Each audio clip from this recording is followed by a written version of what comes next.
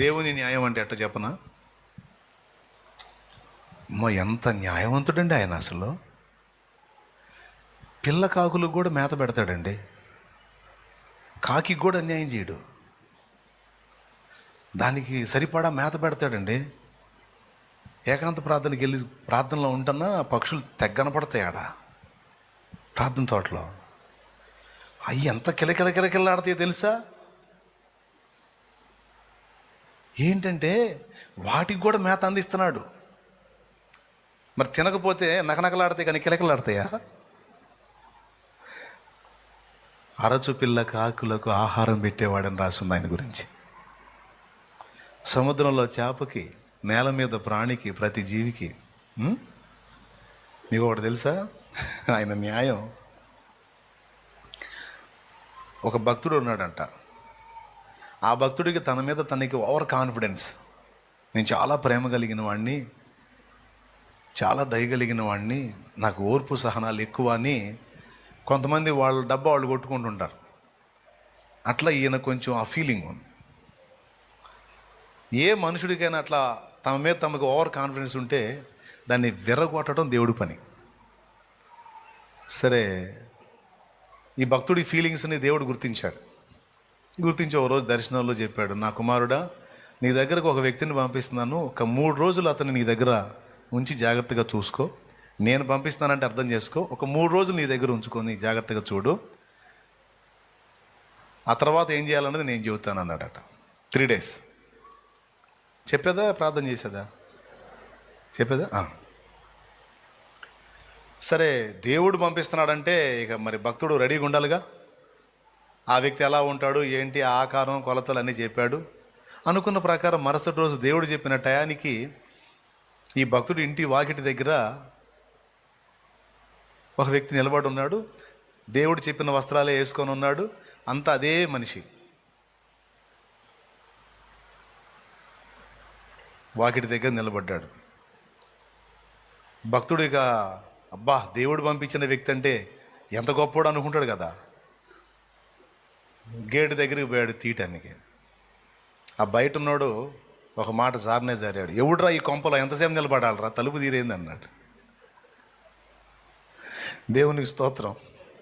ఎవడురా ఈ కొంపలో తలుపు తీరేందిరా, ఎంతసేపు నిలబడాలన్నాడు. ఈయన ఇంత పెలుసుగా ఉన్నాడేంది అనుకున్నాడు. తలుపు తీయడానికి వచ్చాడు, అది తీసాడు, ఒక్క తనుదు అన్నాడు బయట నుంచి తలుపు. లోపలికి వెళ్ళాడు. ఆతిథ్యం. ఇక వచ్చిన కాడ నుంచి మనిషి సణుగుతున్నాడు, గొణుగుతున్నాడు. ఏ చిన్నదానికి వంక పెడుతున్నాడు, పెద్దదానికి వంక పెడుతున్నాడు. అయ్యా కాళ్ళు కడుక్కోండి, అయ్యా నీళ్ళు తీసుకోండి అంటే ఆ చెంబు తీసుకుని నేలకేసి కొట్టాడు. గేటు దగ్గర ఇంతసేపు నిలబెట్టి మళ్ళీ ఆతిథ్యాలు చేస్తున్నా, ఏడిచాలేపా అన్నాడు. లోపలికి పోయాను. అయ్యా ఏం చేస్తారు ఇది రాకలో ఉందిరా, పెట్టు ఏమన్నా పెట్టు, తగలబెట్టు. నోరు తెరిస్తే మహా పెడద్రంగా ఉంది, కడుపులో రగిలిపోతుంది. ఎవరికి? భక్తుడికి. ఎందుకంటే దేవుడు పంపించినాడు అంటే వాడెంత మహాభక్తుడు అనుకున్నాడు. ఇదంతా నడమంత్రంగా ఉన్నాడు. ఇక చూడయ్యా, ఏదన్నా చెయ్యి. అన్నం పెట్టారు పాపం, 2 ముద్దలు తిన్నాడు, వేసి కొట్టాడు నేలకేసి. ఇది అన్నం అంటే ఇది మనుషులు తినే అన్నం అనేది? ఏదన్నా చెయ్యి, గందరగోళం. ఎట్లా అయిపోయింది భక్తుడి పరిస్థితి అంటే, 3 రోజులు కాదు కదా, వీడిని 3 గంటలు భరించడం కూడా కష్టమే అని వాడు ఏది చేసినా సరే చిరాకు పుట్టిస్తున్నాడు. తట్టుకోలేక కత్తి తీసుకొని ఎమ్మడబడ్డాడు. 3 గంటల్లోపే కత్తి తీసుకొని ఎమ్మడబడ్డాడు. నా కళ్ళ ముందు కనపడ్డామంటే ముక్కలు చేస్తాను నిన్నని పరిగెత్తుకొని వెళ్ళిపోయాడు. అయిపోయింది. 3 రోజుల దాకా దేవుడేం పలకరించలా. 3 రోజులు అయినా, ప్రభా నీ ఇంటికి పంపించాను కదా, నా బిడ్డని బాగున్నాడా, ఈరోజు తిన్నాడా, అన్ని ఏర్పాట్లు జాగ్రత్తగా చూసుకున్నావా అన్నాడు. ఏంది చూసుకునేది, వాడు ఏడున్నాడు అన్నాడు. అదేం నాయన లేడా, ఏడున్నాడు, అప్పుడే పోయాడు వాడు. ఎందుకని నాయన, ఎందుకని 3 రోజులు నీ దగ్గరే పెట్టమన్నాను కదా, నేను అన్నీ చూసుకోమన్నాను కదా, ఎందుకని పంపించావు, నా మాట ఎందుకు ధిక్కరించాడు. ఏంది ప్రభువా వాడిని మోసేది, వాడు మనిషి అంట, అసలు మనిషి అని వాడు, అసలు వాడికి ఏమన్నా మర్యాద ఏమన్నా తెలుసా వాడికి? కాదు ప్రభువా, వాడు ఏదన్నా చేయని, తిట్టటం, సనగటం, గొణగటం, ఎట్ట పడితే అట్ట మాట్లాడటం, నేను వాడికి మంచి చేయబోయినా సరే నన్ను తిడుతున్నాడు. ఇంతకున్నాడా లేడా? ఏడున్నాడు? ఆ రోజే ధరిమేవాడిని. నాకు కనబడితే వాడిని మామూలు కొట్టాను. కుమారుడా, 3 దినాలు నీ దగ్గర అతన్ని కాపాడమని నీకు అప్పగిస్తే 3 గంటలు కూడా నీ దగ్గర ఆపలేకపోయావు వాడిని. అలాంటి వాడి వయసు ఇప్పటికీ 50 సంవత్సరాలు ఇంచుమించు. వాణ్ణి 50 ఏళ్ళుగా నేను భరిస్తానే ఉన్నానుగా నా కుమారుడా అన్నాడట. 3 గంటలు నువ్వు భరించలేని వాడిని 50 ఏళ్ళుగా నేను భరిస్తానే ఉన్నాగా. నువ్వు ఇక్కడ అన్నం పెట్టలే, నేను వాడికి ఇంకో చోట ఆహారం ఏర్పాటు చేశా. ఈరోజు కూడా వాడికి ఆహారం పెడతానే ఉన్నా. వాడు నిన్ను తిట్టడమే కాదు, నన్ను కూడా తిడతాడు. వాడు నన్ను కూడా తిడతాడు, అయినా నేను భరిస్తానే ఉన్నాగా కుమారుడా. అప్పుడు సాష్టాంగపడ్డాడు, నన్ను క్షమించయ్యా, నీ ఓర్పు ఎక్కడా, నీ న్యాయం ఎక్కడా, నీ నీతి ఎక్కడా, నేనెక్కడా? నేను నన్ను గురించి ఎక్కువ ఊహించుకున్నాను, నన్ను క్షమించయ్యా. మీకు అర్థమైందా ఎంత న్యాయవంతుడంటే? కోట్ల మందిలో నిన్ను గుర్తించి నీకు జరిగించాల్సిన న్యాయం నీకు సిద్ధపరిచే ఉంచుతాడు ఆయన.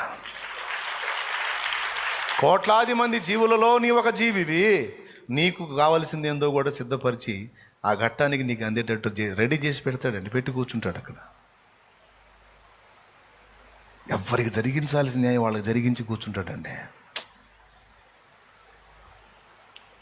ఆయన న్యాయవంతుడు. మన నుంచి కూడా అదే న్యాయాన్ని ఆశిస్తాడు. ఆయనంత మనం చేయలేం, కనీసం మనకున్నంత వరకు, మనకున్న పరిధిలో మనం చేయాల్సిన న్యాయం మనం చేయాల్సిన వాళ్ళు చేయాలిగా. భర్త కష్టార్జితాన్ని తింటా పక్కవాడితో ఫోన్లో మాట్లాడటం న్యాయమేనా అమ్మా?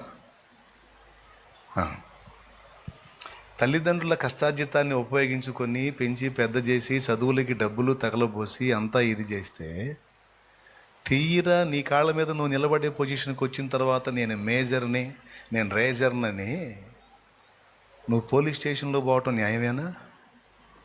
మా అమ్మ మా నాన్న వల్ల నాకు థ్రెట్ ఉందండి, ఏముంది, ప్రాణాపాయం ఉందండి, నేను ఈ అబ్బాయిని లవ్ చేశానని మా అమ్మ మా నాన్న నన్ను చంపాలని చూస్తున్నారు. కాదు, వాళ్ళు చావటానికి సిద్ధపడ్డారు. పోలీస్ స్టేషన్కి వెళ్ళి వాళ్ళకి పోలీసు వాళ్ళ చేత ఫోన్ చేయించడం న్యాయమేనా? వాళ్ళు ఎట్లా దీవించబడతారు? దాని ఎఫెక్ట్ ఏదో ఒక విధంగా పడతానే ఉంటుందిగా. అల్లారు ముద్దుగా నిన్ను పెంచి పెద్ద చేసి నీకు కావలసినవన్నీ ఇచ్చి ఆ గడియ వరకు నీకు సమస్తం సమకూర్చిన తల్లిదండ్రులను విషంగా ఎంచుతున్నావే, ఇది న్యాయమా? ఇది ధర్మమా?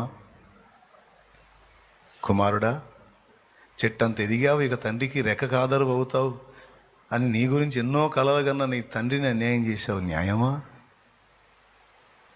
ధర్మమా? కొంతమంది కొడుకులు ఏం చేశారు తెలుసా?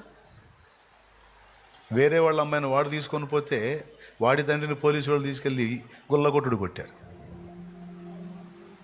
హైదరాబాద్లో నాకు తెలిసింది అన్న ఒక ఆయన ఇంతే చేశాడు పాపం. కొడుకు ఒక అమ్మాయిని తీసుకొని వెళ్ళిపోయాడు.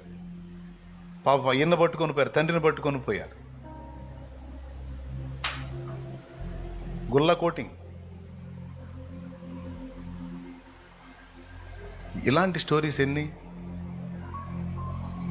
తల్లిదండ్రులను నవ్వులు పాలు చేసే కొడుకు కూతుర్లకి ఇది న్యాయమా? ఇదేనా తల్లిదండ్రికి జరిగించాల్సిన న్యాయం? కన్నందుకు కని నానా బాధలు పడి నోటికాడిది వాళ్ళు తిందామనుకున్న పదార్థం తినబోయేటప్పుడు నువ్వు కనపడితే వాళ్ళ నోటిని చంపుకొని నీ నోటికి అందించి పెంచుకున్నారే. చినిగిపోయినాయి కట్టుకొని కప్పి పెట్టుకొని మంచి బట్టలు తోడి నీకు ఏది తక్కువ కాకుండా చూసారే. ఇది ఎంతవరకు న్యాయం? కడుపుకు అన్నం తినే ప్రతి కూతురు కొడుకు ఆలోచించాలి. ఓకే, రెక్కలు వచ్చినాయి, నీ లైఫ్ నీదే కాదని ఎవడన్నాడు? కానీ నిన్ను కన్నవాళ్ళకి జరిగించాల్సిన న్యాయం సంగతి ఏంది?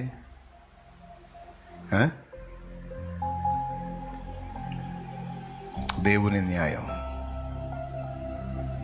దేవుని ప్రేమ. ఈసారి చెప్తాలే.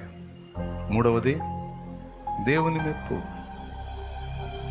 నన్ను దేవుడు మెచ్చుకుంటే చాలు, నేను దేవుని దృష్టిలో ఘనంగా ఉంటే చాలు. మనుషుల ముందు మనల్ని మనం ఎక్స్పోజ్ చేసుకోవాల్సిన అవసరం లేదే.